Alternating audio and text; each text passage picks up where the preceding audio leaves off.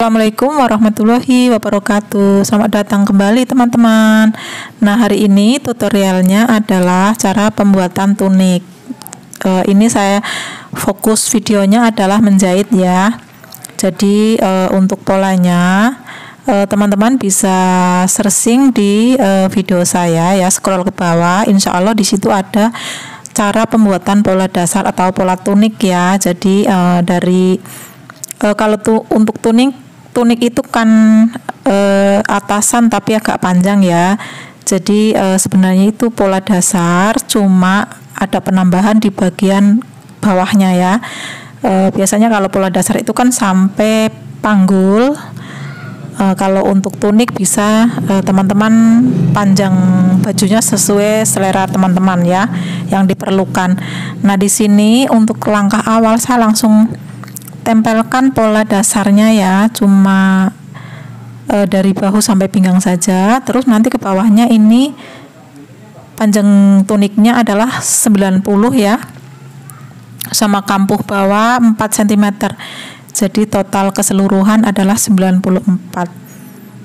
Nah, ini proses pengguntingan ya teman-teman.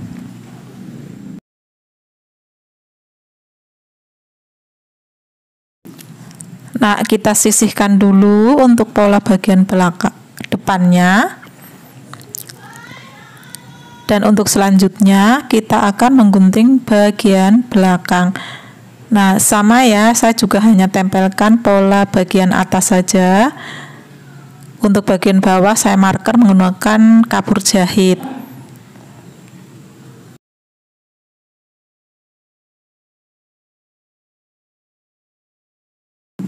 Selanjutnya kita sisihkan dulu ya untuk pola bagian badan. Lanjut kita akan menggunting untuk bagian lengan. Nah, di sini lengannya adalah 3/4. Jadi di sini lengannya hanya 40 cm ya. Jadi kalau 3/4 itu tergantung panjang lengan berapa, atau sesuai selera customer berapa mau panjang lengannya ya. Nah, di sini berhubung klien saya ini dia mau hanya sebatas 40 cm saja ya. Jadi tidak sampai pergelangan bagian lengan ya, ujung lengannya ya.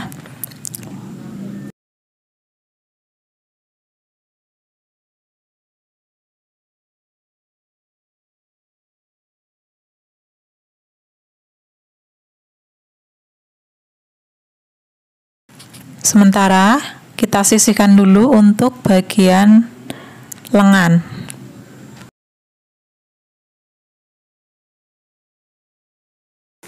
Terus sekarang adalah proses penjahitan.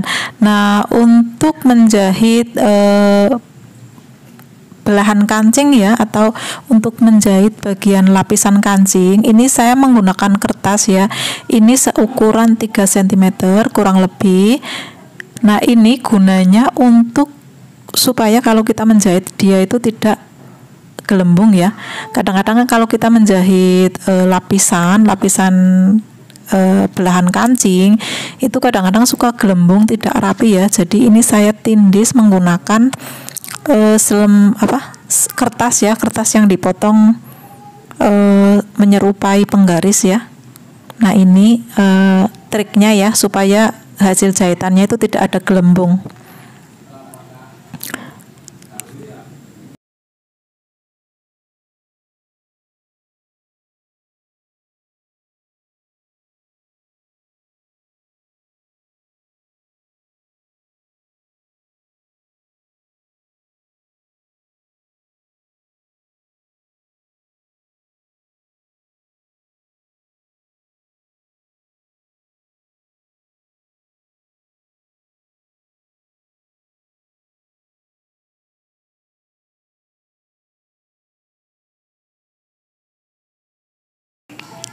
Nah, lihat hasilnya kan, jadi dia rapi ya, tidak ada gelembung atau kerut-kerut di bagian lapisan kancingnya ya teman-teman.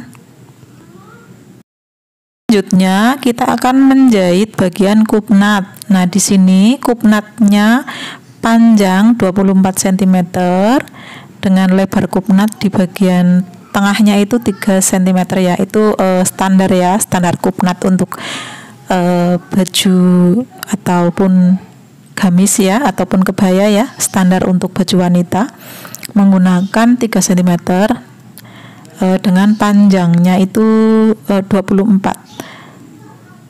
Jadi dia berbentuk mengerucut ya, mengerucut. Nah ini langsung kita jahit aja ya untuk bagian kupnatnya.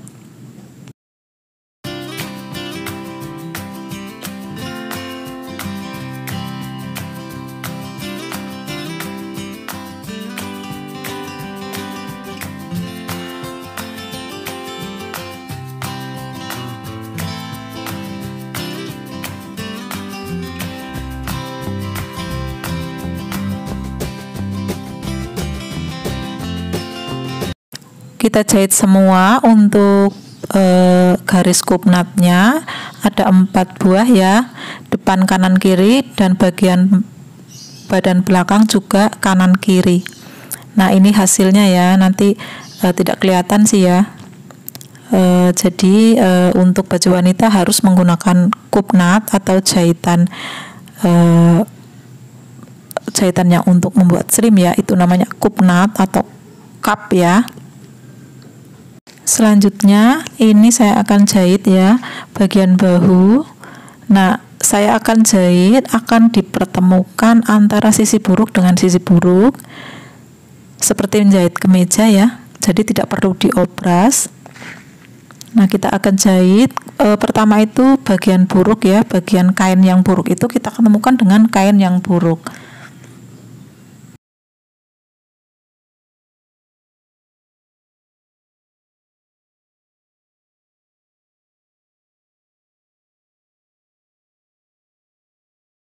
Nah kalau sudah selesai kedua bahunya dijahit, lalu kita balik, sekarang kita ketemukan antara sisi baik kain dengan sisi baik kain. Jadi nah kita jahit ya, kita jahit ulang, jadi kita jahit 2 kali.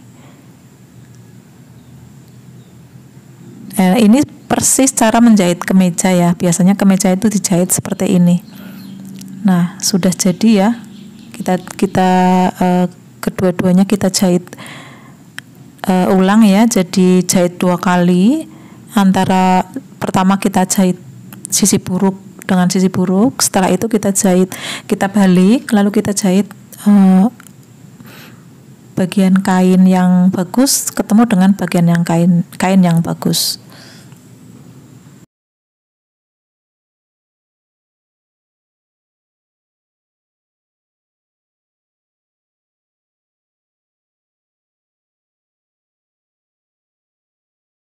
Sudah semua ya teman-teman, sudah saya jahit semua bagian bahu. Nah ini hasilnya ya, jadi selanjutnya kita akan membuat menjahit ya, selanjutnya kita akan menjahit bagian kantong ya. Ini saya gunakan kantongnya seperti ini ya, saku ya, ini saya bikin saku sembunyi. Nah relatif ya, kalau untuk saku sih ya mau model segi 4 boleh, kalau modelnya seperti ini juga boleh, enggak apa-apa. Nah ini antara bagian baik dengan bagian badan yang baik kita ketemukan, lalu kita jahit kurang lebih 15 cm ya. Biasanya saya kasih tanda, saya cekris. Nah ini saya jahit sekitaran 15 cm.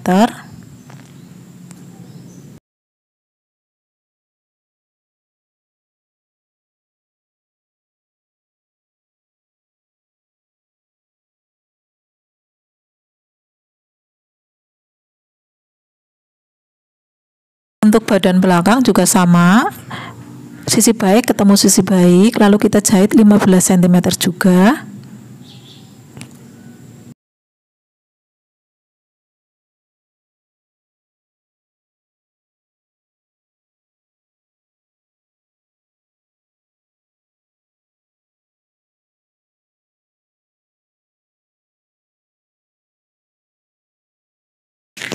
Setelah itu kita tindis ya, kita tindis jahitannya dari sisi pola badan dengan saku ya, kita jahit tindis.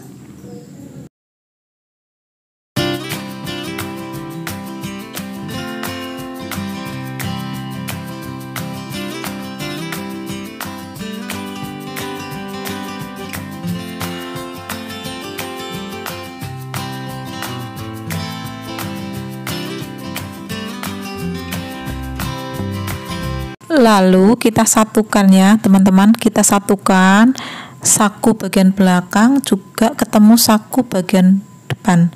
Jadi untuk bagian belakang dan depan kita satukan. Setelah itu kita jahit keliling pola sakunya ya. Jadi melingkar mengikuti pola sakunya kita jahit.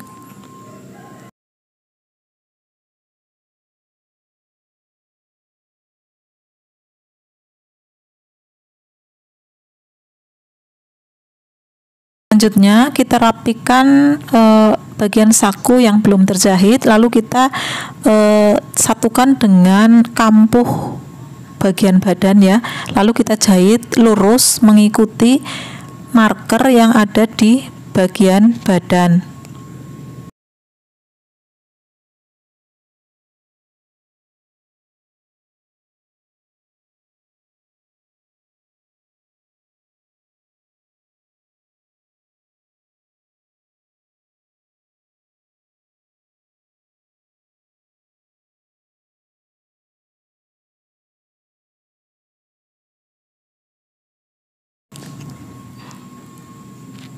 Nah, selanjutnya kita selesaikan bagian yang belum dijahit, yaitu sisi bagian bawah ketiaknya.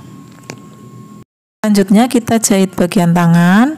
Nah, karena di bagian ujung lengan saya ada variasi cowakan ya, jadi ini saya kasih pelapis, lalu pelapisnya saya cekris-cekris ya, supaya nanti ketika dibalik dia lentur ya. Nah, ini sudah jadi, lalu kita setrika ya biar rapi. Setrika dulu ya tadi biar hasilnya rapi. Nah, jadi model lengannya itu di bagian ujungnya ya, di bagian ujung tuh ada coakan ya. Nanti saya kasih hiasan pita sih ya nanti ya.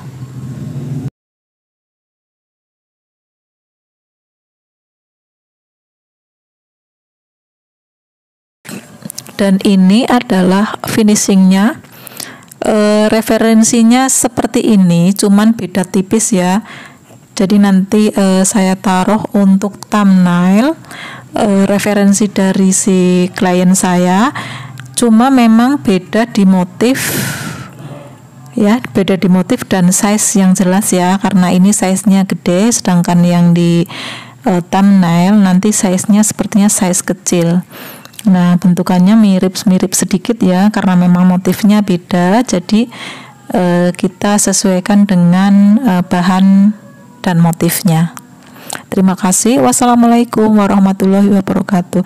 Jangan lupa ya teman-teman untuk subscribe dan dukung channel saya. Terima kasih.